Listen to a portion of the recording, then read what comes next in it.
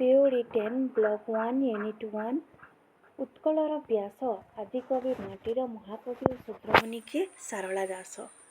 ସାରଳା ଦାସଙ୍କର ସମୟ କେତେ? ପଞ୍ଚଦଶ ଶତାବ୍ଦୀ। ସାରଳା ଦାସ କାହାର ସମସାମୟିକ? ଓଡ଼ିଶାର ଗଜପତି ରାଜା କପିଳେନ୍ଦ୍ର ଦେବଙ୍କର। ଅଧ୍ୟାପକ ଆର୍ତ୍ତବଲ୍ଲଭ ମହାନ୍ତି ତାଙ୍କର ପ୍ରାଚୀନ ଗଦ୍ୟପଦ୍ୟାଦର୍ଶ 1932 ପୁସ୍ତକର ଇଂରାଜୀ ମୁଖବନ୍ଧରେ କବି ସାରଳା ଦାସଙ୍କର ବାସସ୍ଥାନ କେଉଁଠି ବୋଲି ସୂଚନା ପ୍ରଦାନ କରିଛନ୍ତି। କଟକ ଜିଲ୍ଲାର ଝଙ୍କଡ଼। ଝଙ୍କଡ଼ ଗ୍ରାମରେ ମୋର ଅଟୋଇ ବସତି ମୂର୍ଖଙ୍କ ଗୋଷ୍ଠୀରେ ସଦା ଗଲା ଦିନ ରାତି। ଏହା ସାରଳା ଦାସଙ୍କର କେଉଁ ଗ୍ରନ୍ଥର? ବିଳଙ୍ଗା ରାମାୟଣ। ସାରଳା ଦାସଙ୍କର ପିତାଙ୍କର ନାମ କ'ଣ? ଯଶୋବନ୍ତ ଦାସ। ସାରଳା ଦାସଙ୍କର ବଡ଼ ଭାଇଙ୍କର ନାମ କ'ଣ? ପରଶୁରାମ। କବି କେଉଁ କୂଳରେ ଜନ୍ମଗ୍ରହଣ କରିଥିଲେ? କୃଷକ କୂଳରେ। ସାରଳା ଦାସଙ୍କର ପିତୃଦତ୍ତ ନାମ କ'ଣ ଥିଲା? ସିଦ୍ଧେଶ୍ୱର ପରିଡ଼ା। ସାରଳା ଦାସ କେଉଁ ଗ୍ରନ୍ଥରେ ନିଜକୁ ସିଦ୍ଧେଶ୍ୱର ବୋଲି କହିଛନ୍ତି? ବିଳଙ୍ଗା ରାମାୟଣ। ସାରଳା ଦାସ କେଉଁ ଦେବୀଙ୍କ ଅପାର କରୁଣାରୁ କବିତ୍ୱ ଲାଭ କରିଥିଲେ? ସାରଳା ଦେବୀ। ସାରଳା ଦାସ କେଉଁ ଦେବୀଙ୍କର ପ୍ରଥମ ଭକ୍ତ ଥିଲେ? ସାରଳା ଚଣ୍ଡୀ। ସାରଳା ଦାସ ଜାତିରେ କ'ଣ ଥିଲେ? ଶୂଦ୍ର। ସାରଳା ଦାସ କେଉଁଥିରେ ଜାତିସ୍ମର ଥିବା କଥା ବର୍ଣ୍ଣିତ? ଚଣ୍ଡୀପୁରାଣ। ସାରଳା ଦାସ ପୂର୍ବଜନ୍ମରେ କ'ଣ ଥିଲେ? ମୁନି ଋଷି। କାହାର ଅଭିଶାପରେ ସେ ମର୍ତ୍ତ୍ୟରେ ମାନବ ରୂପରେ ଜନ୍ମଗ୍ରହଣ କରିଥିଲେ? ବିଷ୍ଣୁଙ୍କ। ସାରଳା ଦାସଙ୍କର ଶେଷ ଜୀବନ କେଉଁଠାରେ ଅତିବାହିତ ହୋଇଥିଲା? ତେନ୍ତୁଳିପଦା ଗ୍ରାମର ମୁନିଗୋସାଇ ମଠ। ପ୍ରଥମେ ଶ୍ରୀ ରାମାୟଣ, ଦ୍ୱିତୀୟ ଭାରତ, ତୃତୀୟ ଲିଖନ କଲି ଶ୍ରୀ ଭାଗବତ। ଏହା ସାରଳା ଦାସଙ୍କର କେଉଁ ଗ୍ରନ୍ଥର? ଚଣ୍ଡୀପୁରାଣ। ଶ୍ରୀ ରାମାୟଣର ଅର୍ଥ କ'ଣ? ବିଳଙ୍ଗା ରାମାୟଣ। ଭାରତର ଅର୍ଥ କ'ଣ? ମହାଭାରତ। ଶ୍ରୀ ଭାଗବତର ଅର୍ଥ କ'ଣ? ଦେବୀ ଭାଗବତ ବା ଚଣ୍ଡୀପୁରାଣ। ସାରଳା ଦାସଙ୍କର ରଚନାଗୁଡ଼ିକ କ'ଣ କ'ଣ? ବିଳଙ୍ଗା ରାମାୟଣ, ମହାଭାରତ, ଚଣ୍ଡୀପୁରାଣ, ଲକ୍ଷ୍ମୀନାରାୟଣ ବଚନିକା। କବି ସାରଳା ଦାସ ନିଜର ପ୍ରଥମ ରଚନା ବୋଲି କାହାକୁ କହିଛନ୍ତି? ବିଳଙ୍ଗା ରାମାୟଣ।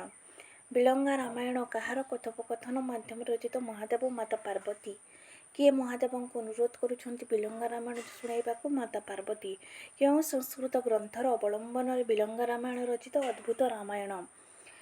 ବିଶ୍ର ବା ଋଷିଙ୍କର କେତୋଟି ପୁତ୍ର ଥିଲେ? 2 ଗୋଟି। ସହସ୍ରଶିର ରାବଣ ସେ ବିଲଙ୍ଗାରେ ରାଜୁତି କରୁଥିଲେ ଏବଂ ଦଶଶିର ରାବଣ ସେ ଲଙ୍କାରେ ରାଜୁତି କରୁଥିଲେ। ସହସ୍ରଶିର ରାବଣ କେଉଁଠି ରାଜୁତି କରୁଥିଲା? ବିଳଙ୍ଗାରେ। ଦଶଶିର ରାବଣ କେଉଁଠି ରାଜୁତି କରୁଥିଲା? ଲଙ୍କାରେ। କେଉଁମାନେ ଚିନ୍ତା କରିଥିଲେ ଯେ ରାମଚନ୍ଦ୍ର ଗାଦିରେ ବସିଲେ ଆଉ ସହସ୍ରଶିର ରାବଣକୁ ବଧ କରି ପାରିବେ ନାହିଁ? ଦେବଗଣ। ଦେବତାମାନଙ୍କର ଚକ୍ରାନ୍ତ ଫଳରେ କେଉଁ ଦୁଇଟି ଅସୁର ଶ୍ରୀରାମ ଓ ସୀତାଙ୍କର କଣ୍ଠରେ ବିରାଜମାନ କରିବାରୁ ସେ ଅସୁର ଦ୍ୱୟଙ୍କ ଦ୍ୱାରା ରାମ ସୀତାଙ୍କର ଆତ୍ମବଡ଼ିମା ପ୍ରକାଶିତ ହୋଇଛି? ଖଳ ଓ ଦୁର୍ବଳ। ସହସ୍ରଶିର ରାବଣକୁ ବଧ କରିବା ପାଇଁ କାହାର ଆବଶ୍ୟକତା ରହିଛି ବୋଲି ଦେବଗଣ ପ୍ରକାଶ କରିଛନ୍ତି? ଦେବୀ ସୀତାଙ୍କର। ସୀତା କେଉଁ ରଥରେ ବସି ଭୂମିରେ ପଦାର୍ପଣ କରିବା ପରେ ତ୍ରିଲୋକ୍ୟ ମୋହିନୀ ବେଶରେ ନିଜର ନବଯୌବନ ପ୍ରଦର୍ଶନ କରିଛନ୍ତି? ଚିତ୍ରସେନ ରଥ। ସୀତାଙ୍କର ଅପରୂପ ଦର୍ଶନରେ କିଏ କାମଜ୍ୱାଳାରେ ପ୍ରଜ୍ୱଳିତ ହୋଇ ନିଜର ଶକ୍ତି ହରାଇ ବସିଛନ୍ତି? ସହସ୍ରଶିର ରାବଣ। କାହାର ଶରାଘାତରେ ବିଳଙ୍ଗାଧିପତି ସହସ୍ରଶିର ରାବଣର ମୃତ୍ୟୁ ହୋଇଛି? ଶ୍ରୀରାମଚନ୍ଦ୍ର। ସାରଳା ଦାସ ବିଳଙ୍ଗା ରାମାୟଣ ଗ୍ରନ୍ଥର ପ୍ରାରମ୍ଭରେ କାହାର ବର୍ଣ୍ଣନା କରିଛନ୍ତି? ଝଙ୍କଡ଼ବାସିନୀ ଦେବୀ ସାରଳା। ବିଳଙ୍ଗା ରାମାୟଣରେ କେଉଁ ଧର୍ମର ମାହାତ୍ମ୍ୟ ବର୍ଣ୍ଣିତ? ଶାକ୍ତ। ବିଳଙ୍ଗା ରାମାୟଣ କେଉଁ ବୃତ୍ତରେ ରଚିତ? ଦାଣ୍ଡି ବୃତ୍ତରେ। କିଏ ସାରଳା ମହାଭାରତ ଗ୍ରନ୍ଥକୁ ଏକ ବିରାଟ ସାରସ୍ୱତ କୀର୍ତ୍ତି ବୋଲି ମୁକ୍ତ କଣ୍ଠରେ ସ୍ୱୀକାର କରିଛନ୍ତି? ସୁରେନ୍ଦ୍ର ମହାନ୍ତି। କିଏ କହିଛନ୍ତି ଆଦିକବି ସାରଳା ଦାସ କେବଳ ବିଶାଳକାୟ ମହାଭାରତର ଗ୍ରନ୍ଥ ରଚନା କରିନାହାନ୍ତି, ତାହାକୁ ତତ୍କାଳୀନ ଓଡ଼ିଶାର ବିଶ୍ୱକୋଷ କହିଲେ ଅତ୍ୟୁକ୍ତି ହେବ ନାହିଁ? କୃଷ୍ଣଚନ୍ଦ୍ର ପାଣିଗ୍ରାହୀ। ଶ୍ରୀ ଭାରତ ଦର୍ପଣର ରଚୟିତା ଗୋପୀନାଥ ନନ୍ଦ ଶର୍ମା। ଚଣ୍ଡୀପୁରାଣର କାହାର କଥୋପକଥନ ସମ୍ବାଦଶୈଳୀ ରଚିତ? ଶୁକ ପରୀକ୍ଷିତ। ଦେବୀ ଭାଗବତ ବୋଲି କାହାକୁ କୁହାଯାଏ? ଚଣ୍ଡୀପୁରାଣ। କେଉଁ ଭାଗବତର ଅବଲମ୍ବନରେ ଚଣ୍ଡୀପୁରାଣ ରଚିତ? ସଂସ୍କୃତର ଦେବୀ ଭାଗବତ। ଚଣ୍ଡୀପୁରାଣ କେଉଁ ଗ୍ରନ୍ଥର ଏକ ମହାନ ଗ୍ରନ୍ଥ? ଶାକ୍ତ ଧର୍ମ। ଚଣ୍ଡୀପୁରାଣ ଗ୍ରନ୍ଥରେ କାହାର କାହାଣୀ ବର୍ଣ୍ଣିତ ହୋଇଛି? ମହିଷାସୁରର ନିଧନ। ଚଣ୍ଡୀପୁରାଣ ଗ୍ରନ୍ଥରେ କ'ଣ ରହିଛି? ମହିଷାସୁର ଜନ୍ମ, ବ୍ରହ୍ମାଙ୍କର ବରପ୍ରାପ୍ତି, ଦେବତାଙ୍କର ଉପରେ ଅତ୍ୟାଚାର, ଦୁର୍ଗାଙ୍କର ଆବିର୍ଭାବ ପ୍ରସଙ୍ଗ ଆଦି ବର୍ଣ୍ଣିତ। ରାକ୍ଷସ ରାଜା କପିଳ ସିଂହର ଅସହ୍ୟ ଶୃଙ୍ଗାରରୁ ରକ୍ଷା ପାଇବା ପାଇଁ ତାର ସ୍ତ୍ରୀ ଧର୍ମରେଖା ମାୟାରେ ମହିଷୀ ରୂପରେ ପଳାୟନ କରୁଥିବା ସମୟରେ କାହାର ସହିତ ମିଳନ ହେବାରୁ ପ୍ରତାପୀ ମହିଷାସୁରର ଜନ୍ମ ହେଲା? ଯମରାଜଙ୍କର ବାହନ ମହିଷୀ।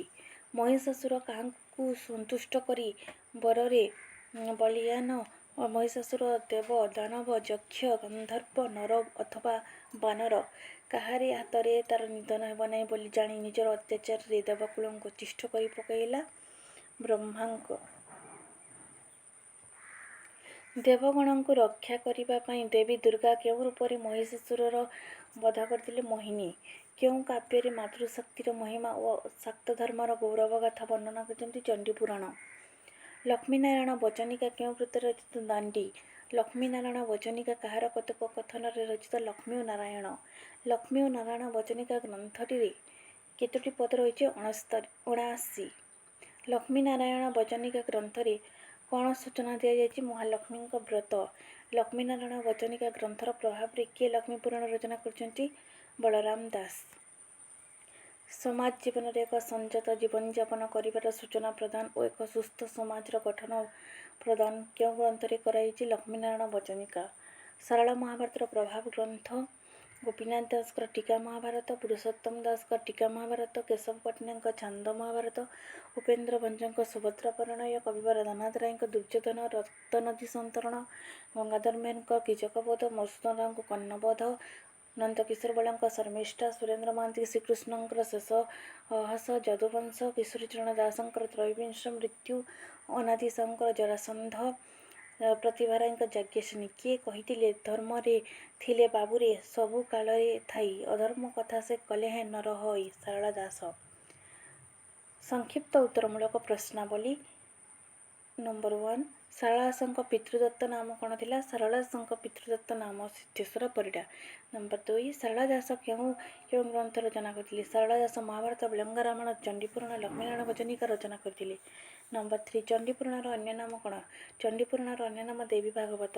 ନମ୍ବର 4 ମହିଷାସୁର ପ୍ରସଙ୍ଗ କେଉଁ ଗ୍ରନ୍ଥରେ ବର୍ଣ୍ଣିତ ହୋଇଛି? ମହିଷାସୁର ପ୍ରସଙ୍ଗ ଚଣ୍ଡୀପୁରାଣ ଗ୍ରନ୍ଥରେ ବର୍ଣ୍ଣିତ ହୋଇଛି। ନମ୍ବର 5 ସହସ୍ରଶିରା ରାବଣର ବର୍ଣ୍ଣନା କେଉଁ ଗ୍ରନ୍ଥରେ ରହିଛି? ସହସ୍ରଶିରା ରାବଣର ବର୍ଣ୍ଣନା ବିଳଙ୍ଗା ରାମାୟଣ ଗ୍ରନ୍ଥରେ ରହିଛି। ନମ୍ବର 6 ସାରଳା ଦାସଙ୍କ ସର୍ବଶ୍ରେଷ୍ଠ କୃତି କହିଲେ କେଉଁ ଗ୍ରନ୍ଥକୁ ବୁଝାଇଥାଏ? ସାରଳା ଦାସଙ୍କ ସର୍ବଶ୍ରେଷ୍ଠ କୃତି କହିଲେ ମହାଭାରତ ଗ୍ରନ୍ଥକୁ ବୁଝାଇଥାଏ। ଲକ୍ଷ୍ମୀନାରାୟଣ ବଚନିକା ଗ୍ରନ୍ଥକୁ ଅନୁସରଣ କରି ଆଉ କେଉଁ ଗ୍ରନ୍ଥ କବି ରଚନା କରିଛନ୍ତି? ଲକ୍ଷ୍ମୀନାରାୟଣ ବଚନିକା ଗ୍ରନ୍ଥକୁ ଅନୁସରଣ କରି ଲକ୍ଷ୍ମୀ ପୁରାଣ ଗ୍ରନ୍ଥ ବଳରାମ ଦାସ କବି ରଚନା କରିଛନ୍ତି।